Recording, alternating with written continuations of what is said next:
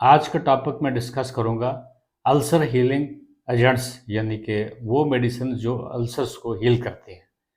यानी कि हमारे पास चूंकि मेडिसिन एवर चेंजिंग एक कंसेप्ट है, न्यूअर टेक्नोलॉजीज न्यूअर मेडिसिन आती रहती हैं। कहते हैं ओल्ड इज़ गोल्ड, लेकिन फिर भी जो न्यू है वो डायमंड है। कुछ स्टमक की कंडीशंस हैं जिनको हम हाइपर एसिडिटी बोलते हैं, यानी कि स्टमक में एसिड का बढ़ जाना या एसिड रिफ्लेक्स, गर्ड भी बोलते हैं, गैस्ट्रोइसोफेजियल रिफ्लेक्स डिजीज होती है। बर्निंग स्टमक, कहीं ऐसी सिचुएशन हो जाती है। इन्फ्लेमेशन ऑफ स्टमक यानी कि गैस्ट्राइटिस हो सकता है। इसके अलावा ईसोफेगस यानी कि फूड पाइप में भी कभी इन्फ्लेमेशन हो जाती है। नॉन एरोसियो रिफ्लेक्स डिजीज भी होती है। पेप्टिक अल्सर डिजीज जिसमें डूडनल अल्सर है या स्टमक अल्सर्स होते हैं।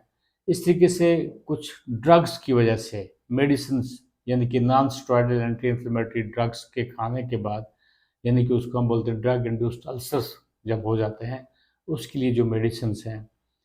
जोलेंजर एलिसन सिंड्रोम जो है, इसके अलावा एक ट्रिपल थेरेपी होती है जिसको हम हेलिकोबैक्टर पाइलोरी इन्फेक्शंस कहते हैं।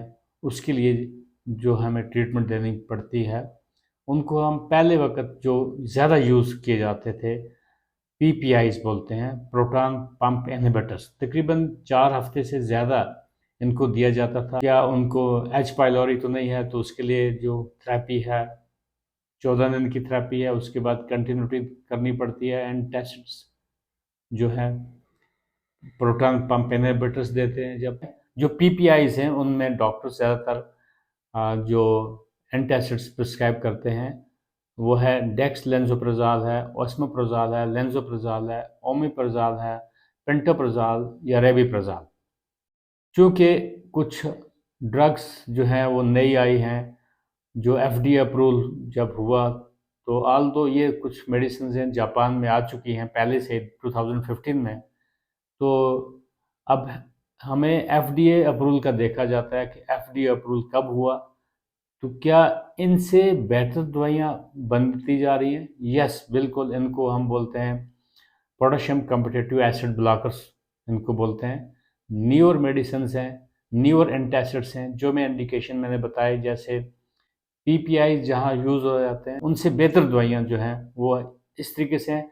फेक्सोप्राजोन है, लेवोराप्राजोन है, रेवराप्राजोन है, टेगोप्राजोन है, और सबसे इम्पॉर्टेंट है वनोप्राजोन। वनोप्राजोन इंडियन मार्केट में काफ़ी इसका चर्चा चल रहा है, काफ़ी पॉपुलर है। मैं ये इन्फॉर्मेशन इसलिए दे रहा हूँ ताकि एक नॉलेज अपडेट हो जाए, लेकिन ये एक प्रिस्क्रिप्शन नहीं समझना इसको, क्योंकि ओवर द काउंटर भी जैसे पेंटोप्राजोल या रेबिप्राजोल वगैरह आप ले लेते हैं, लेकिन ये भी ओवर द काउंटर आने के चांसेस हैं। लेकिन सबसे इम्पॉर्टेंट है, अगर आपके डॉक्टर्स आपको प्रिस्क्रिप्शन मेडिसिन देंगे तो वो आपको कितने टाइम के लिए देंगे, क्या इंडिकेशन है, वो मैटर करता है। एग्जैक्टली एक अच्छी खबर है कि पोटेशियम कॉम्पिटिटिव एसिड ब्लॉकर जो हैं एक नई क्लास है, एसिड सप्रेसिव से हो जाता है, और इनके एडवांटेज प्रोटॉन पंप इनहिबिटर से ज़्यादा है। इनके सिग्निफिकेंट एडवांटेज हैं, क्योंकि अब ये मार्केट में अवेलेबल भी हैं। खासकर वोनोप्राजोन जो है, ये क्या करता है कि हाइड्रोजन पोटेशियम एटीपीएस एंजाइम है, उसको गैस्ट्रिक पाइडल सेल्स में कम्पिटिटिवली ब्लॉक करते हुए पोटेशियम आयंस को और इनहिबिट करता है एसिड सिक्रीशन को। जो पोटेशियम कम्पिटिटिव एसिड ब्लॉकर्स हैं उनके सेवरल एडवांटेज हैं और पीपीआईज, यानी कि ओमप्राजोल, पेंटाप्राजोल, रेबिप्राजोल। तो ये एक नॉलेज के लिए मैं आपको अवेयर देने की कोशिश करता हूँ। खासकर ये मेडिकोज के लिए इम्पॉर्टेंट है, फार्मेसीज़ के लिए इम्पॉर्टेंट है। जब उनको नया प्रिस्क्रिप्शन आएगा, बिल्कुल वेनोप्राजोन के, अब ये फार्माकोलॉजिकल नेम है लेकिन ट्रेड नेम्स मुख्तलिफ हो सकते हैं, क्योंकि पीसीएबीज जो हैं, पोटेशियम कॉम्पिटिटिव एसिड ब्लॉकर जो हैं, ये एसिड स्टेबल हैं, इनको एंट्री कोटेड की ज़रूरत नहीं है। ये एक्टिव ड्रग्स हैं, यानी कि जो ओमेप्राजोल या पेंटोप्राजोल है वो प्रो ड्रग्स होते हैं, उनको पहले कन्वर्ट किया जाता है एक्टिव ड्रग्स में स्टमक के अंदर, और ये वाली इमीडिएटली एक्शन करती हैं, यानी कि एसिड को जल्दी सप्रेस करेंगे। यानी कि वेनोप्राजोल का मैं पर्टिकुलर एग्जांपल दूंगा। एब्जॉर्प्शन इनका जल्दी होगा, यानी कि उसका मतलब है ज़्यादा इमीडिएट इफेक्ट होता है। पहले वक्त जब पीपीआईज थे, जैसे रेमिप्रोजोल के बारे में बोलते थे कि सबसे ज़्यादा एक्टिव, ये सबसे ज़्यादा जल्दी एक्शन यही करता है, लेकिन वोनोप्रोजोल इन्होंने तो एक चेंज ला दिया है। इनका लॉन्गर हाफ लाइफ होता है, यानी कि लॉन्ग टाइम का इनका इफेक्ट होगा, 24 घंटे तक इफेक्ट हो सकता है। इनका फूड के साथ कुछ इंटरेक्शन नहीं है।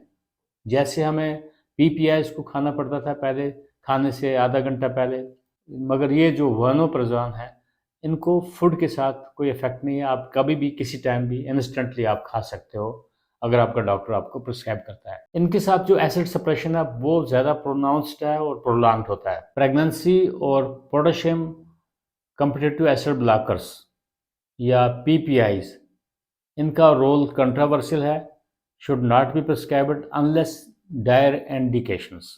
खासकर ओमप्रज़ोल प्रेगनेंसी में यूज़ किया जाता है, लेकिन ये वोनोप्रोज़ोल या पोटेशियम कम्पिटिटिव एसिड ब्लॉकर्स अभी प्रेगनेंसी में यूज़ नहीं होते हैं।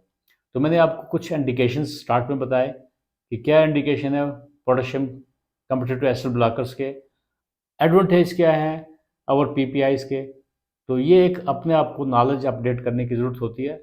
दैट्स वाई मैं इस यूट्यूब चैनल के थ्रू आपसे डिस्कस कर रहा हूँ कि बिल्कुल potassium competitive acid blockers newer concept है, न्यूअर मेडिसिन हैं, सेफ हैं। ये फार्मेसी शॉप से मिलेंगी, अगर आपके डॉक्टर्स इनको प्रिस्क्राइब करेंगे तो प्रिस्क्रिप्शन मेडिसिन है, ओवर द काउंटर भी यूटिलाइज हो सकती हैं।